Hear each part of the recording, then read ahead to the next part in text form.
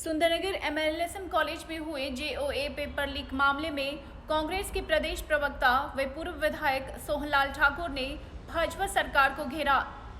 सोहनलाल ठाकुर ने पत्रकार वार्ता में कहा कि भाजपा सरकार के कार्यालय में जो घोटालों पर घोटाले निरंतर हो रहे हैं, उन घोटालों में सरकार केवल लीपापोती ही कर रही है। उन्होंने कहा कि अभी हाल ही में सुंदरनगर एमएलएसएम कॉलेज में जेओए आईटी के पेपर लीक मामले में सरकार की कारगुजारी सामने आई है। इसमें सरकार की किस तरह की गुणवत्ता सामने आ रही है, जहां पेपर शुरू होने से पहले ही पेपर लीक कर दिए जाते हैं, जिसके बाद उसकी उत्तर पुस्तिका शौचालय में छुपाकर चहेते अभ्यर्थियों को पूरे पेपर के उत्तर करवाए गए।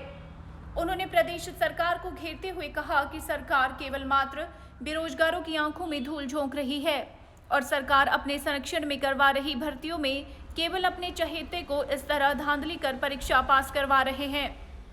उन्होंने सरकार से सवाल किया है कि आखिर क्यों इस तरह की परीक्षाओं में एडहॉक अध्यापकों को ही नियुक्त किया जाता है।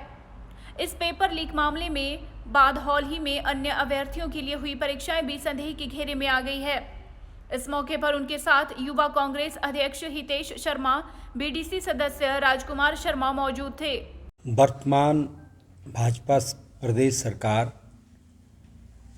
घोटालों की सरकार बन के रह गई है और अब तक जितने घोटाले हुए हैं उनके ऊपर सरकार की लीपापोती ही सामने आई है और किसी भी तरह की इंक्वायरी में कोई रिज़ल्ट सामने नहीं आया है।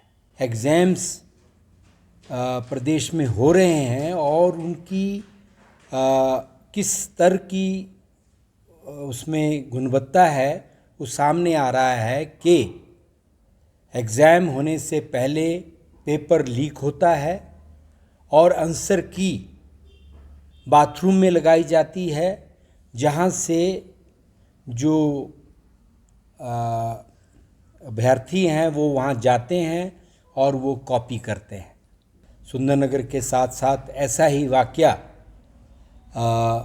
ऊना में भी घटित हुआ है, जिससे ऐसा लगता है कि सरकार केवल मात्र बेरोजगारों की आंखों में धूल झोंक रही है और सरकार की संरक्षण में जो है एग्ज़ाम हो रहे हैं वो केवल मात्र अपने चहेतों को उसमें पास कराने का कार्यक्रम है।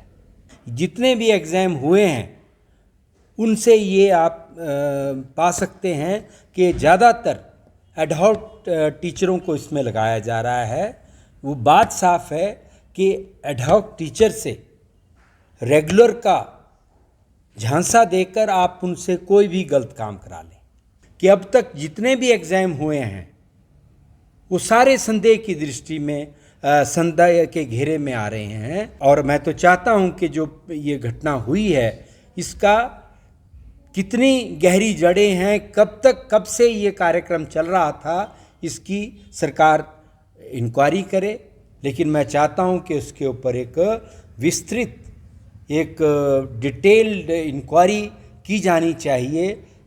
अभी जो एग्ज़ाम हुआ है और इससे पहले जो एग्ज़ाम हुए हैं।